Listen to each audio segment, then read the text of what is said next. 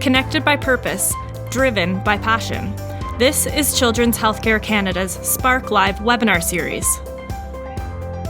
Children's Healthcare Canada would like to thank the following Keystone funding partners for their ongoing contributions that support all of our programs and activities.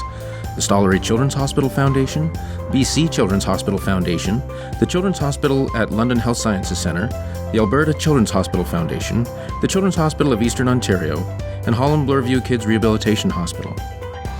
We would also like to thank the organizations that provide funding for our knowledge translation activities, which includes this Spark Live webinar series, the Spark Conversations blog, and the Knowledge Exchange Network. To learn more about Children's Healthcare Canada, you can go to our website, follow us on Twitter or Facebook, or you can sign up for our weekly Spark newsletter at childrenshealthcarecanada.ca/email, where you will learn about upcoming events, read the latest posts from our blog, and other exciting news and events from across the child and youth healthcare community.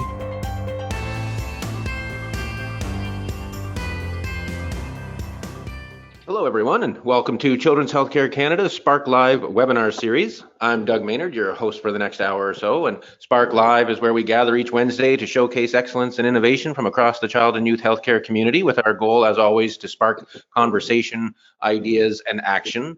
And since we are live, I did want to remind everyone that you do have the opportunity to type questions into the question box that's in the control panel that usually appears on the right-hand side of your screen. And go ahead and type those questions or comments in at any time during the session. That way we have them available at any point that our presenters are ready to take questions. We have them there for us. So please go ahead and type those questions in as you think of them. And always be sure to tag share your thoughts on Twitter, and be sure to tag us at Child Health Can.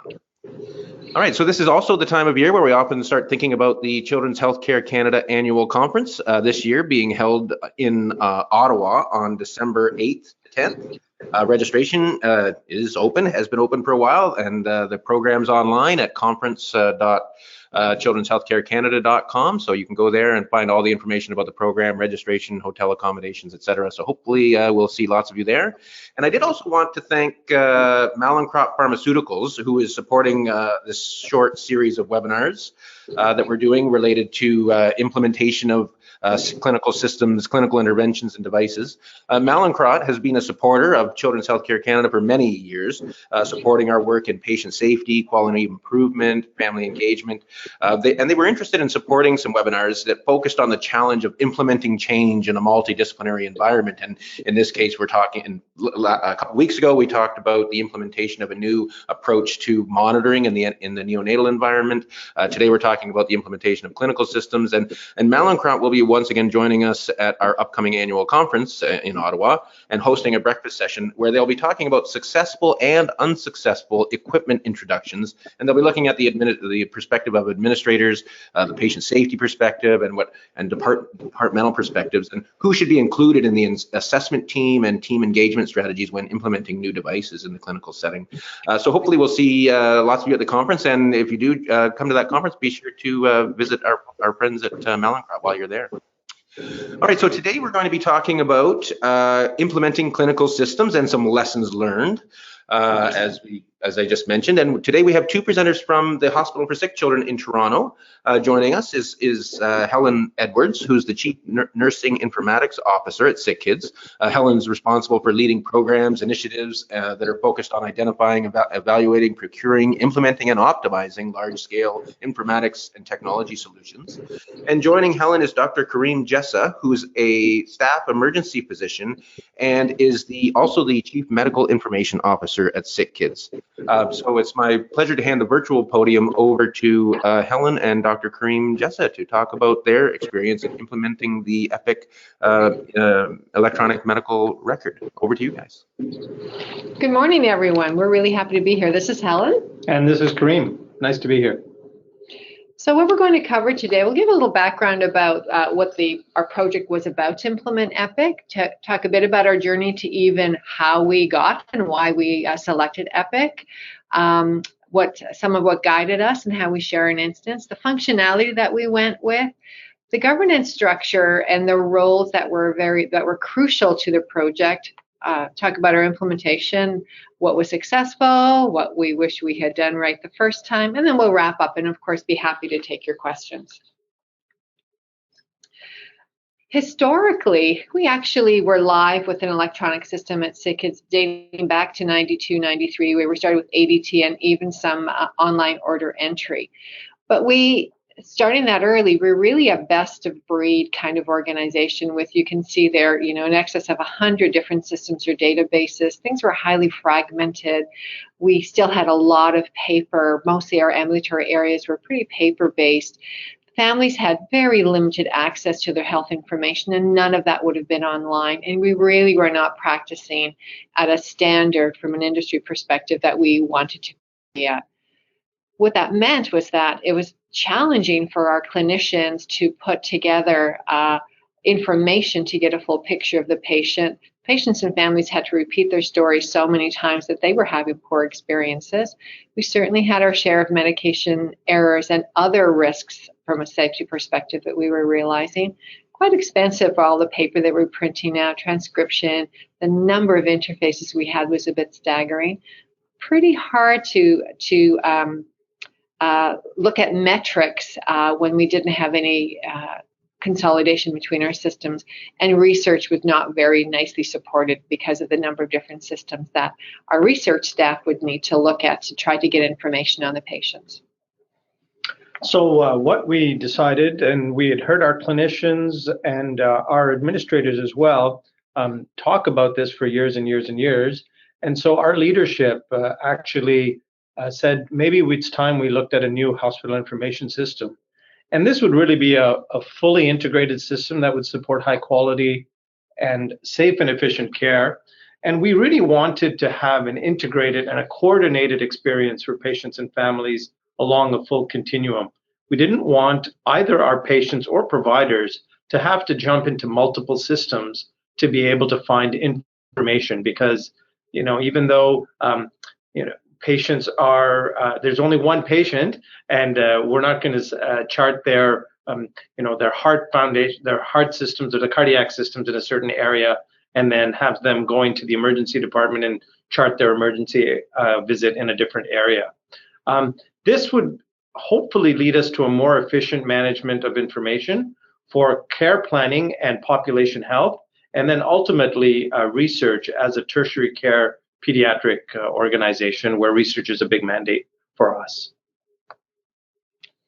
So what we did, we knew that we would have to go through a pretty intense due diligence process to even identify that we needed to get away from the best of breed approach that we had. So we had a relatively large, very representative committee of interprofessionals that determined if what we had, the status quo, was good enough or not.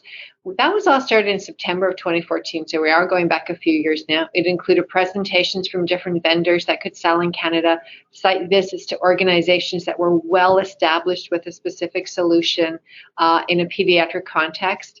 And what we did at the end of that due diligence process is we recommended to our senior management team that an integrated health information system was required to support the entire mandate of the hospital.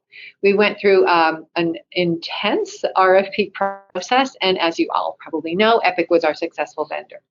Often people ask, Kareem, Helen, how did you get such amazing buy-in from your clinicians? Because this is a pretty intensive process. And really, we told them that we've heard your complaints, and we've heard your feedback that we have a disparate medical system. So we are actually providing what you are asking for. So you need to either be on the bus or not be on the bus and be left aside. So we didn't have any shortage of people volunteering to be part of this process. In fact, I think we had a fleet of buses. Yes, that's right. We had great participation. So again, we're asked often, so why did we go with Epic? So what we learned through the RFP process, and certainly in checking with other sites, was that they really were demonstrating an evolving pediatric functionality that was out of the box that would help us support some standardization, which was one of the goals of us moving to an integrated system. The environmental review that we did really showed that across Canada and in comparative pediatric hospitals across North America, that a lot were either using or looking to transition to Epic. Epic is configurable. It can match workflows. It's a very workflow-driven system, and we thought that that could support and promote our academic mandate. And the other part was that Epic has a very structured implementation methodology. So we needed some discipline, and most sites need some discipline about getting from point A to point B. And we expressed loud and clear that our go live date was going to be our go live date. So we would be on time, on budget to be able to get us there. And previous experience at Sick Kids was that the staff expected us to move our go live date, and it was always a rolling go live date. But this time we actually stuck to the playbook, and it got us into a successful outcome. And Epic had a very structured requirement for the team that would be building for our providers. And so this was very important in terms of certification, training, that would allow us to get the clinicians to be able to use the system at its highest level. So for these reasons, we thought Epic was the best partner. And it's not just getting us to go live. It's really deciding who is your long-term strategic partner, especially in Canada, where you've had implementations of Meditech, Cerner, whatever from previous years. You don't change these things every 3 or 4 years. These are going to be 10-year, 20-year marriages that you need to make sure you nurture. So you have to choose the right partner. It could be any one of the other the partners vendors that I'd mentioned, but you need to make sure that it's going to be a long-term relationship. So something else that we did at the time was we were not only implementing as a standalone organization, we do share a server and an instance of Epic with CHEO, Children's Hospital Eastern Ontario, who had been live with aspects of Epic for many years, so provided some great guidance and leadership to us. We thought that was important. We could optimize care through some clinical alignment, certainly find some efficiencies across our teams, technical and otherwise. Could start to build as a platform for pediatric care within the context of the Kids Health Alliance across the province, and certainly the recommendations from the Ontario Ministry of Health about clustering organizations in the implementation of new technologies. We followed that recommendation. The guiding principles, there's a number here, and the two that we really want to pull out here are the first one. This was not an IT project. This was a clinical project. It was supported by IT and the Epic project team, but this was clinical, and it was the clinical priorities that were driving the decision to go with Epic and how to make decisions about configuring in the system. And the second one I'd like to pull out is really the decision-making priorities. Because this was the first time we ever needed to make co-decisions with another organization at this kind of I'll say granular patient care level, we needed to ensure that we were on the same page. So our decision-making priorities were in this order: patient first, then our partnership, then our individual hospitals, then our unit program or departmental level, and finally at an individual clinician level. I think we can safely say that the vast majority of time we were able to stay at the patient level and sometimes at the partnership level. It was not as challenging as it sounds or it looks up there. So sorry this doesn't stream quite nicely on this page here, but this is just to let you know we changed everything across the organization. We didn't keep any old systems that we had when we were in the best of breed approach, and we went with everything that Epic had. Our motto was, if Epic can do it, we're going to go with it. So these are the systems that we put in place. Really pleased that we also went with MyChart as well, the patient portal. We've never had a portal before that. That's right. So in terms of how did we get this done, what kind of team do you need to have? We've divided this up into champions, and I can speak to the provider or the physician champions that we actually had. For the physicians, I had a number of partially funded physicians that were part of the project budget. And they were really my eyes and ears on the ground and able to really speak to their colleagues about the value of what we're trying to achieve, and really acted as a liaison between the groups that they represented, project governance, sponsors, and the project team. And there were a number of different champions that we had from different services and departments as well. And then we also had, for those areas where we couldn't actually provide funding, for the smaller departments who didn't have the people to be able to dedicate for a long period of time, we had subject matter experts. So from the provider side, we would engage them for specific workflow. And it was this part that was really important, to be able to translate the work of that area to the builders.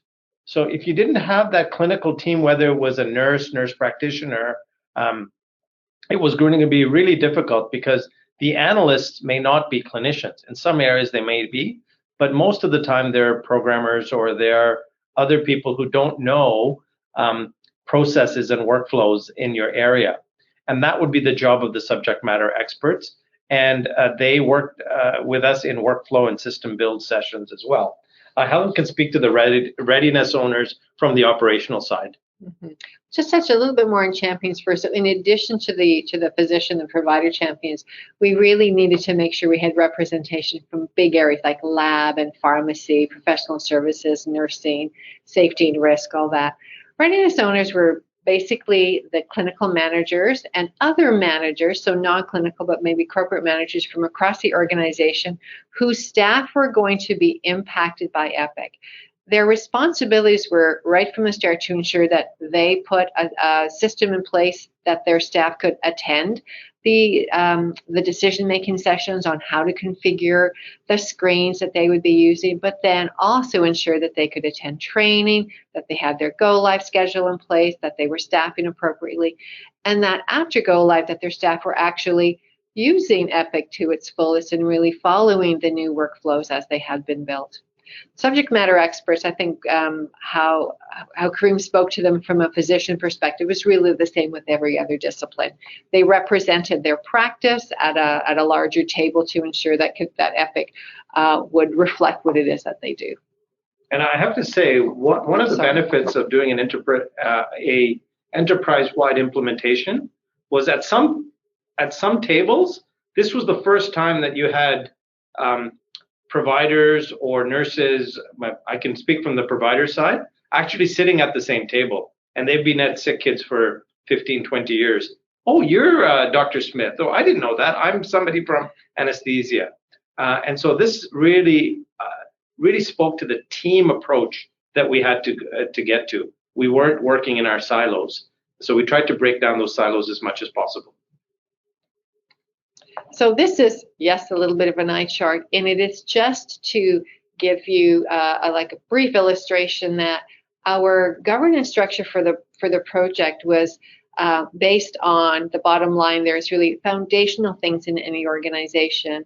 The next level up then from the bottom shows the split between the CHIO and the SICKITS, because we did have to make some decisions for ourselves. And of course, our practices are not entirely the same, so we had to have our own structure. But then you'll see over to the left there, the next layer up, we needed to ensure that we had our providers, that's our physicians and nurse practitioners, come together to make decisions, our nurses and professional services. So it gives an illustration of the different levels and different kind of groups we had to ensure that we were making decisions for the organization. One thing that we had said was that we wanted 80% of the decisions to be made at that level that is sort of the second from the bottom level up. We think we were in excess of 95% at that level, which we're incredibly pleased about. It meant that they were empowered, that they had the right people at the table, and that they understood the decisions that we're making for the most part. So we were pleased about that. Our go live date. So it's not. It used to not be a thing to do to go live on Saturday, but we very intentionally went live on Saturday, June 2nd last year. So we're just about pushing 16 months now.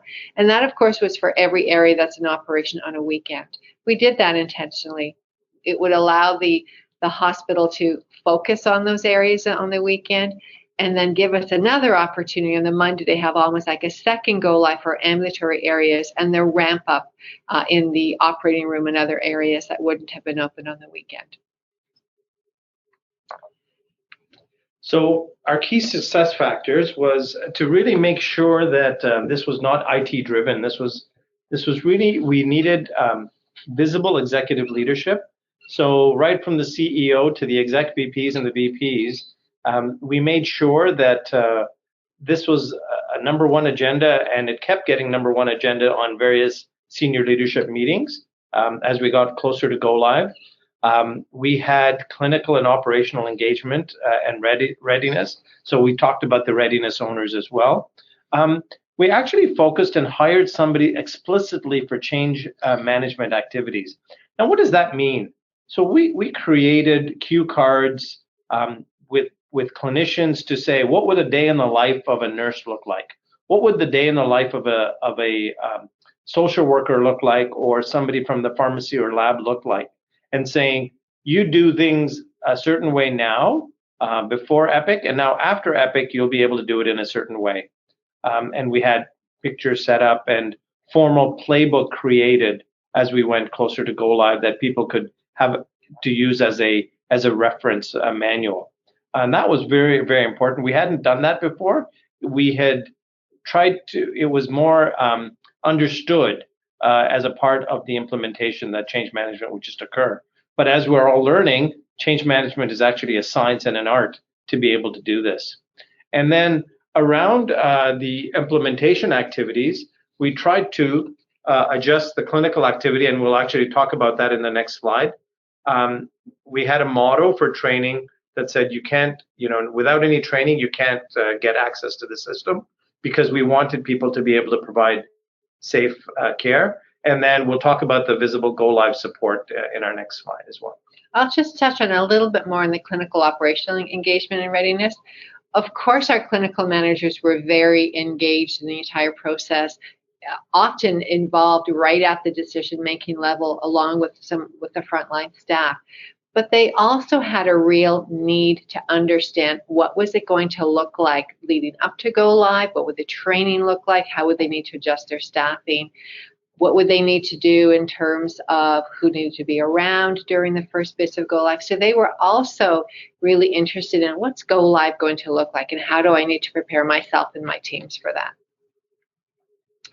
So managing the workload, we decided that we would control those things that we could. So we decreased our elective surgical activity, and you can see here. So in the first week of go live, down to 50%. Second week, the expectation was up to 75%. And then from the week 3 and onwards, we really wanted to go back to our normal volumes. For the most part, in most of our ORs, that actually worked. There were some that, of course, couldn't even decrease to 50%. If you're only doing 1 big spine case or 2 cardiac cases in a day, you didn't decrease, but you understood that it might take you a bit more time to do some of the work, some of the charting, some of the access. Same thing in ambulatory. We use the same kind of decreased percentage there, 50 and 75%, and then week 3 onwards it would go to normal. Most clinics again were able to do that, but not all. Some clinics whose practice and workflows were changing more significantly, moving from paper to Epic, found that a bit of a challenge, and so they stayed at a lower percentages for longer periods of time. They are all now back, of course, to their full volumes. Some of the procedural or diagnostic ancillary areas, we didn't plan reductions there, but as we had reduced activity from fewer surgical admissions and less ambulatory activity, they just naturally had decreased volumes in their areas as well. Our training, so we had over 6,000 staff that needed to be trained, and just in time really actually took 8 weeks to do that. So we had a number of training specialists, which would be, I'll say, a higher level. That's what Epic calls principal trainers, and 38 credentialed or classroom trainers. 28 classrooms across not only in the physical hospital, but in different buildings around the hospital, and they ranged anywhere from 8 to 24 seats. We would need some bigger rooms, of course, for some of the larger groups like nurses. 1,600 classes were run over those 8 weeks and 190 different training tracks. So you can imagine the work that went into doing that. And so about 6,500 staff were trained. So we had a 99% compliance or achievement rate for go live, and then of course had people catch up after that. So we were incredibly proud of being able to achieve that, and it really did make a difference. So for the key success factors for our training and go live support, to continue with that, we used a super user model, which comprised of 400 internal staff that we seconded for certain parts and certain time after go live. And we also used a model that was successful at St. Joe's and at Mackenzie Health of getting university students having a June go live was also strategic because university students typically finish at the end of April, and we were able to get them and use some of the ones from Mackenzie and from St. Joe's to be able to support us. And we had a friends and family campaign that went out. So typically we would, we advertised to our staff that if you have any university kids who might be interested, to have them apply. And I had to tell my physicians to be able to tell them that please don't treat these people who are providing go live support in a bad way, because they may be the child of a colleague that they actually have. So it was kind of strategic like that. A couple more points about the super users. So I'll just say when presented with the model of the university students, I'm going to be really honest, I was a bit skeptical, but I said, let me sit in on some of the first interviews, and I was completely blown away by the level of professionalism and what they had learned from some of their prior positions at either St. Joe's or Mackenzie, and it was a highly successful model that we would actually recommend to anyone. Another thing about the super users, we use a super user model and have for probably decades here at Sick Kids. But typically we have used often nursing staff exclusively to be super users to support any of the different disciplines across the organization. And we certainly had used that with our past clinical systems. But Epic's a very different system where, depending on your discipline, your view of the system is extremely different. So the 400 staff that we outlined there were discipline-specific super users that really supported their own. So social workers for social work, nurses for nurses, physicians or nurse practitioners for physicians and nurse practitioners, etc. So that was a new model to us, and also spoke to why we needed so many of them. It is about 10%, which is a natural kind of number that you would typically use for a super user count anyway. And following up from that, we had different communication strategies around go live. We issued Dear Parent letters to inform parents that we are moving to a new information system. So just to be patient with us, things might take a little bit longer. We didn't really get negative feedback on that. That was, we do that from time to time. We also had newsletters that both Helen and I submitted organization-wide. I developed a little podcast before go live for the providers as well. We were very visible. We wanted everybody not to say, when is the go live again? Everybody had to know when the go live was. We set up an Epic website, and then we did something called a workflow walkthrough, which was really a simulated workflow walkthrough that talked about, and we used a Back to the Future theme. And so this is the fellow with the white hair on the right is Dr. Darius Bagley, one of our staff urologists, and on the left is Dr. Dan Rosenfield, one of our emergency physicians, who are both champions, one from the Emerge and one from urology. And that's that out-of-time car. That's actually the replica DeLorean that we sourced from somebody in Burlington who donated the DeLorean for our picture. And we had a nice little video set up that helped describe what a day in the life would be. And we had a parent with a child coming into the emergency department, and we did this in front of in our Hollywood theater, and also recorded it so that other people could see it, and it gave an idea of what an integrated system would be like. I think that really helped solidify to people who are questioning is, how is Epic going to relate to me? And the workflow walkthrough really got us through that.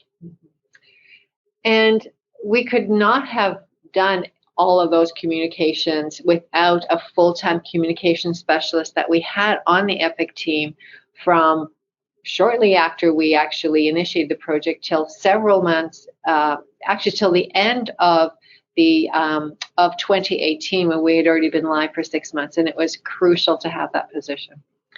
The command centers, it was, again, not a new strategy. We'd used command centers in the past. This was 24/7, and we had it running for 1 month, round the clock, located up on where the Epic team sat, and that included Epic team members. It included members of the Epic staff from the States, to ensure that we were able to address issues that came up in a timely manner. We used a ticket system that, again, was not new to us. It's something that our helper, our service desk, and IT had used as part of operations, and it worked well for us. We were able to, of course, look at the tickets, find trends, keep on top of them, close them, let everyone know where we were.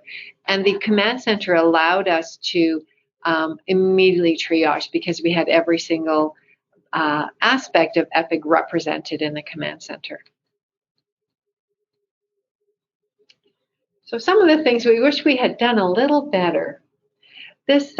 Most clinical systems, when you go live, have some kind of a sandbox or a play environment, and Epic is no different. But what we realized is that how it had been built, not every single discipline from every area could really see themselves or their practice in it, because the patients may not have had the level of acuity in this kind of play environment that they actually could practice as many things as they needed to.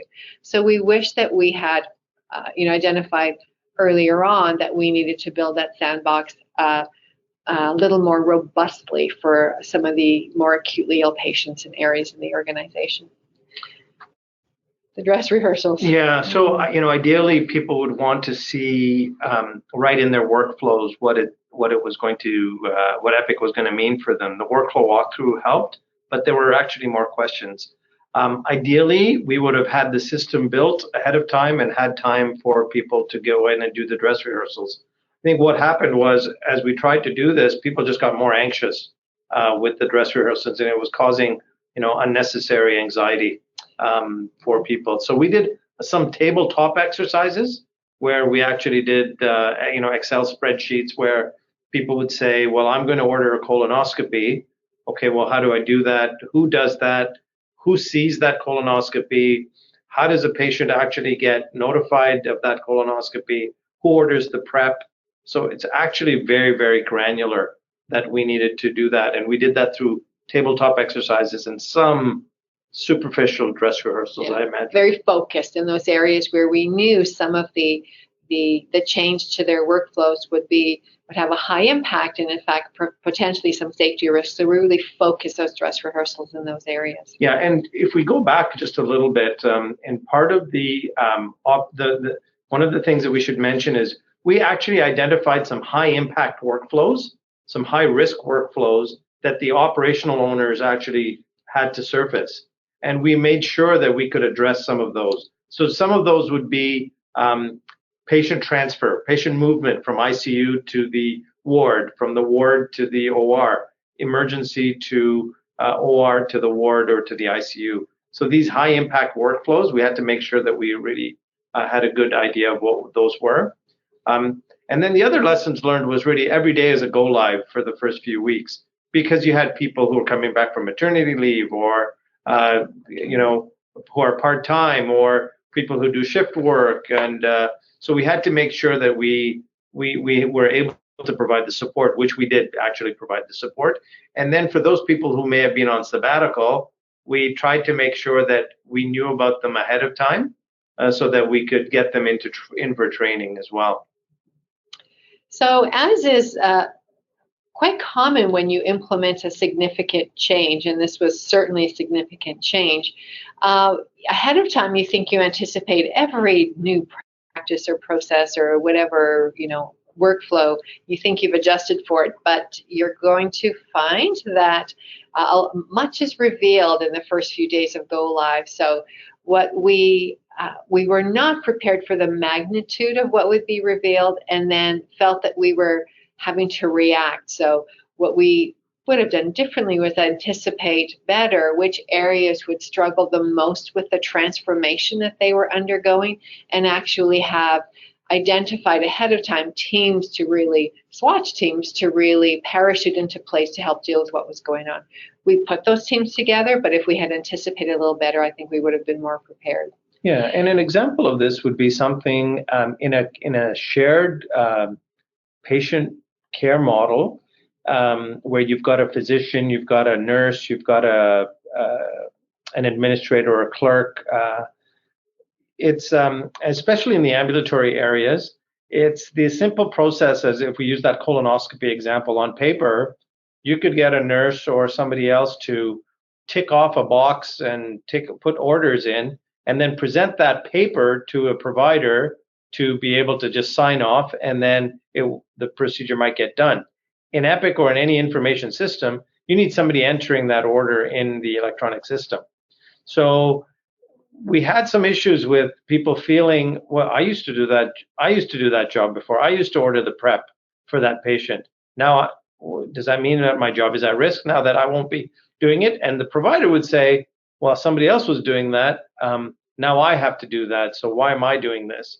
So we had to talk about scope of care and scope of practice, actually, to make sure that people were practicing within their scope. And so we needed clarification from the nursing bodies and from the provider bodies and from social work bodies as well, to be able to make sure that we were protecting and not exposing any practitioner to undue risk. And needless to say, we were pretty excited when we flipped the switch from our previous systems to Epic, and that within the first week we were doing, by all accounts, really well. Did we have some struggles? Of course, but we were doing really well. But what we forgot was that there were a lot of individuals who were struggling because the degree of change for them was pretty significant, and that anytime we celebrated or talked about how successful it was, there were still a number of people who were struggling. So, we in hindsight again should have balanced it a little more, helping to manage their expectations, but where they felt, and the success that we were celebrating at an organizational level. So that's the end of our talk. And this is actually, these kids are actually children of some of our Epic team members. And they look, I think, older now. They're slightly older. As do we. And they may have some brothers and sisters too. So it's been a while. So happy to take any questions. All right. Well, thanks for such a great presentation. I mean, you really highlighted a lot of issues that I don't think the average person thinks about when you talk about implementing an electronic health record. All of the forcing you to look at clinical practice and scope of practice of various practitioners. Is all of these things that you were just forced to look at as part of this, and really making an epic change, if you will, throughout your whole organization. I mean, you really identified a number of really interesting things that you had that ended up changing as a result of this. So fantastic presentation. So my opportunity to remind the audience, type any questions that you might have into the question box, and we do have lots of time to get to some questions.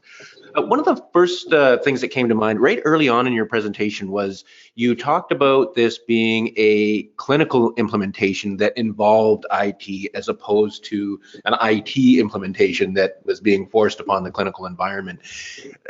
And you did a great job of sort of explaining sort of that balance. Did it do anything? I was just curious as to whether it changed sort of the presence of, or how people felt about the IT department, as far as maybe bringing them and the IT, the folks who work in that department, feeling more a part of the clinical environment as a result of this, as opposed to being someone in the in the back rooms that really isn't seen as part of the clinical environment? Did they feel more a part of the clinical work, the patient care aspect of hospital life with sick kids after this?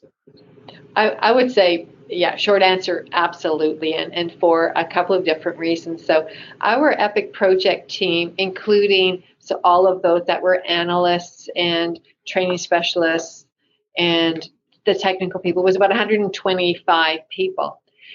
The majority of those were hired from within, and a number of those were actually clinicians coming straight from their clinical practice, nurses, MRTs, RTs, etc. So they brought a clinical focus to their work anyway, and then through the very robust methodology that EPIC brought with it, we had a lot. I think our count was well over 600 subject matter experts from across the organization involved in decision making for the build of the system, probably over 800 really by the time we were done with everything. So that interaction at a very clinical level, so that the screens would be built to reflect and support the care that they provided, really, I think, opened a lot of doors. And they've continued to be open in our current governance structure and in just the interactions. Yeah, and we also shared anecdotes and feedback that providers would see. So I would get, and Helen would get, emails saying, this is how EPIC has changed my practice. For example, somebody said I was able to see an MRI report really quickly, whereas it would have taken me 2 weeks and I would have to remember to check the MRI. This time it just showed up in my in-basket. I was able to call the patient and give them the news right away. So they said this is life-changing. And I had life-changing used like 2 or 3 times when somebody could actually check with the mobile app. They could check on their ICU patient when they're at home. And they said this was life-changing. And we shared those things with the project team because it was important for them to know the impact they were having on the patient and the provider, because a happy provider is a happy patient, and a happy patient is a happy provider. So we had to make sure that we made it very granular and to thank them, because it's a very stressful implementation around go live. All right. So this next question you had to see coming is, how did you manage resistance? Is the question. I mean, you talked about balancing, the wins and the excitement of the launch with those who were struggling, who were experiencing the greater practice change. But how do you manage resistance? And again, you mentioned a few times that any change is difficult for some people. But how did you manage the resistance? So we acknowledged. I think one of the first things we did was acknowledge that how big a change this was, and that for some people that actually was going to be burdensome, particularly for the first while. But because of the number of subject matter experts that we had engaged in the process from around the organization, the Superusers, our operational leads that were very involved, our leadership team very involved, we leveraged everyone to say, okay, you're struggling with this. Let's bring in someone who can help you, make it a bit better. Let's help, your setup be better, so that we, on an individual level, as well as a departmental and organizational level, we actually addressed the resistance, addressed the change management. Yeah, I think that, at the elbow support, so having those 400 super users and 250 university students in their blue vests, to be able to support them at go live, and then ongoing, we still have, almost 17 months after, we still have personalization sessions. We still offer people to come in and do training, or to be able to do Thrive training, and we also have metrics. EPIC provides, signal data or PEP data, provider efficiency profile data, where we can actually see how long it's taking clinicians to do some activities, and who might be struggling, and who we could target with additional training. So, what's the need for the resistance? It might be simple things like, do they know how to use a computer? Do they know how to use a keyboard? So one of our methodologies was, we went before go live to ask the operational leaders, can you make sure that we're offering additional training for just simple keyboards? Maybe that's the resistance. Maybe the previous resistance. So we had to try to get to the root cause, and we just had to say, this is the way we do business now at Sick Kids, and we didn't have so much attrition after that. No. A few people retired a few months earlier than they said. Yeah. But the other thing we should point out is that we were virtually fully electronic in our entire inpatient enterprise. So the lift for them moving to Epic was not as significant as it was in other areas like ambulatory or the operating room or some other areas like some procedural areas. But the inpatient areas did not find it for the most part. There were some struggles with some of the workflows, but for the most part, it wasn't terribly different for them. Right. You mentioned CHEO a couple of times. Our logo is up on the site here, and just for those in the audience, and one of the interesting things, Helen, that the comments that you made to me early on in the planning for this session was the difference between the implementations, and that CHEO's process was really a slow rollout, sort of unit by unit over, I think it was over a couple of years. And we in fact have a number of presentations on the Knowledge Exchange Network over the course of that time where they presented on various aspects of their implementation. So if you're interested in the CHEO experience, there is some presentations on our site. And one of the interesting comments you made, Helen, was how one of the big differences was their slow rollout over a couple of years versus your more of a big bang approach, which I thought was interesting. But the question that came in was, how did you manage differences between yourselves and differences in workflow between yourselves and CHEO? And were you able to customize between your two organizations, or is this the same system? And I know you clarified this for me as far as what the difference is between the two implementations, sort of what the difference is and what the shared piece is. So maybe you could just clarify the relationship with CHEO's setup. Mm-hmm. Sure. So there are certain things at a very practical level. There are certain things in Epic where it's an enterprise setting where you have one choice. And those are obviously times that Sick Kids and CHEO, we need to say, so what are we going to do? Examples of that are with MyChart, the patient portal. There are very few things that we can actually do separately. So we need to make joint decisions about what information we'll make available to families. At what point, will a report or a result be made available? So many of those things we need to do together. Other things we actually don't necessarily provide not only the same care, but not even necessarily have the same kind of patients. So we of course have some differences in what functionality we might have here, decisions that we make at Sick Kids versus what is done at CHEO. What we did realize relatively early on in the project, we were so keen as to, we'll say sister organizations, CHEO and Sick Kids, both being in Ontario, that we tried really hard to align, but we found the amount of time it was taking our teams to align and pull together the clinicians, we never would have made our go live date. So we actually gave ourselves as two organizations permission to say, let's do it this way. If it's an easy collaboration and we can, do this together, let's do it. So for example, neither CHEO had not been live with the operating room function called Uptime. So we built that together. We had separate go lives, but we built that together right from scratch. So that was an easy collaboration since we were starting from scratch. Other things where CHEO already had something in place and perhaps ours, we did things a bit differently.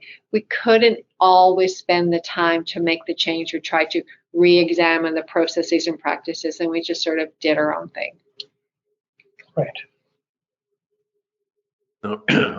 Yeah, and there were actually a couple of questions that came in as you were going through that I think you answered them all, just as far as the whole experience of having multiple organizations through a single, they refer to it as a single implementation process, which it really wasn't. It was two separate collaborating processes, I guess would be the better way to describe it. But.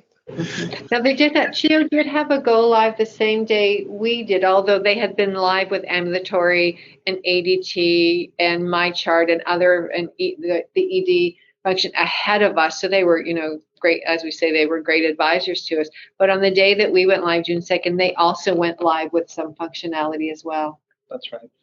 They had gone live with ambulatory first in 2014 on a staggered rollout. and then they went live on the inpatient side, Big Bang, in October of 2017 at that time, and then we went live in June of 2018, and I think they went live at the same time with their uptime, I believe. At that time. I think it was Optime. And so, the key is to try to align wherever possible, because this is really important for research as well. So we've been able to incorporate, I know that we share some flow sheets. So flow sheets where nurses do their documentation. We've shared some of the views, and we've shared some of the reports as well, so that we can actually talk about that. So that's the holy grail, to be able to get to a standard clinical instance as well. But it's difficult, because sometimes even within a department, you may not get 7 respirologists to agree at one hospital on how to treat pneumonia or asthma. So imagine trying to get that across 2 hospitals who are 400 kilometers apart. So there's still work to be done, but people are interested in doing that. Yeah, and it's interesting, this whole multi-center implementation piece. It will be interesting, I think, even in the next few years, because not surprisingly to us, we have a number of people in the audience from Alberta Health Services, who are going through this. They're starting, I think they're early on in the process of implementing Epic out there in Alberta, and I believe they're doing it province-wide. So it'll be interesting to see how they, their approach to incorporating, to bringing many centers in at a provincial level. So they'll have some interesting experiences, I'm sure, to share over the next couple of years. Yeah, good luck to them. Yeah, in fact, that's what we were just saying. Hello, our friends from AHS. We've been thinking about you, knowing that your go live is just in a few hours, actually. So we know you're not sleeping, and all the best to you. We feel it for you. Yeah, you'll be fine. You will be fine. You will be fine. You will be fine. You'll be fine. Yeah. Keep saying and our request is, CHEO was problematic for us because they kept going live in October during our conference, and their all hands requirements meant that during the rollouts they weren't allowed to come to our conference. So,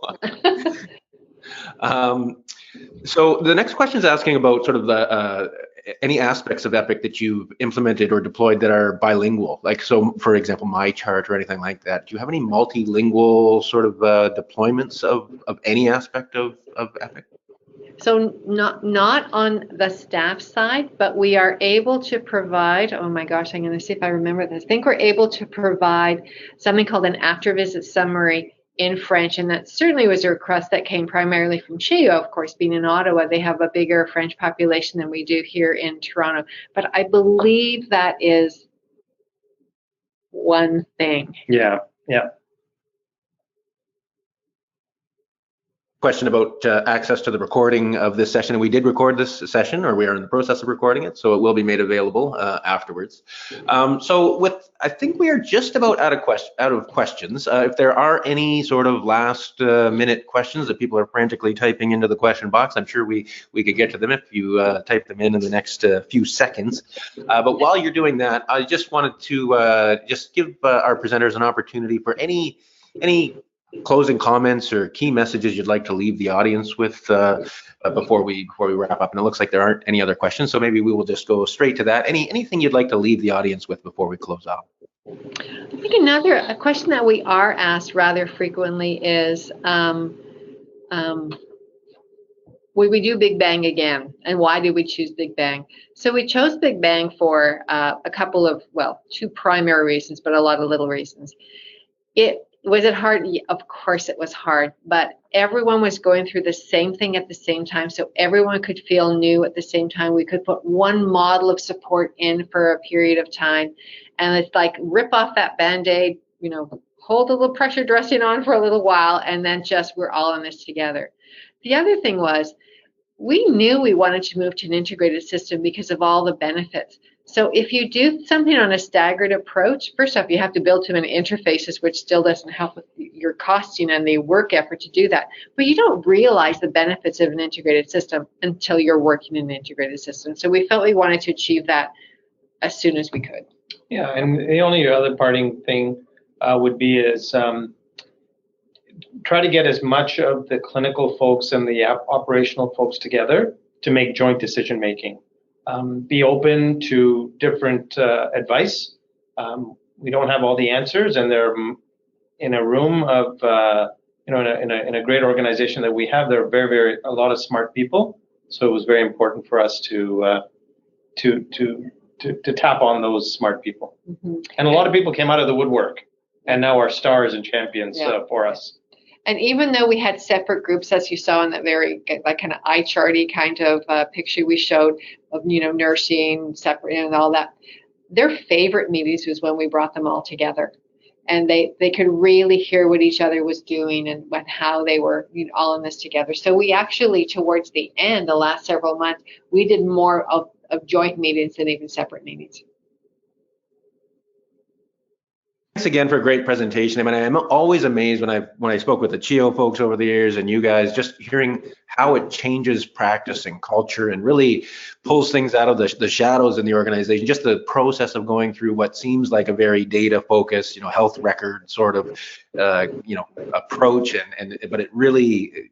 The importance of data, I guess, in our everyday lives and in our clinical lives is it just affects everything that we do. When you start doing one of these projects, it really shines a light on so many different areas of the organization. So it's always so interesting to hear these stories. So thanks so much for joining us today and giving such a great presentation.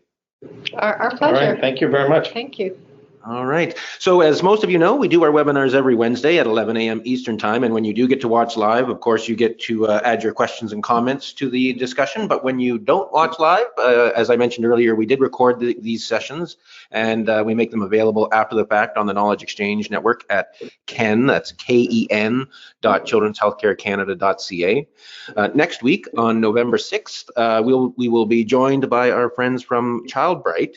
We have an ongoing partnership with ChildBright to bring some of their research to our audience throughout the year. And next week, we'll be talking about including youth insights in the development of novel and engaging video game-based interventions. This webinar will introduce the MEGA team as a video game-based intervention for brain-based disorders. We're going to discuss the experience of including youth and families in the research, touching on strategies for meaningful inclusion of youth input within the design of a novel intervention, study design, and implementation. And if you join us next week, you'll also find out how to take part in the study or refer others to the study. So that'll be an interesting presentation next week. So as always, if you do want to know what we're up to here at Children's Healthcare Canada or upcoming webinars, etc., the best place is to go to our website at childrenshealthcarecanada.ca and sign up for the Spark newsletter. There's a little sign up box right on the front page of our website. So thanks again to our presenters, Dr. Kareem Jessa and Helen Edwards, for the great presentation today. Thanks for Mallinckrodt Pharmaceuticals for supporting our webinar program and our conference, and hopefully you'll have a chance to speak with them at the conference in Ottawa in December. And hopefully we'll see many of you back here next week. Bye, everyone.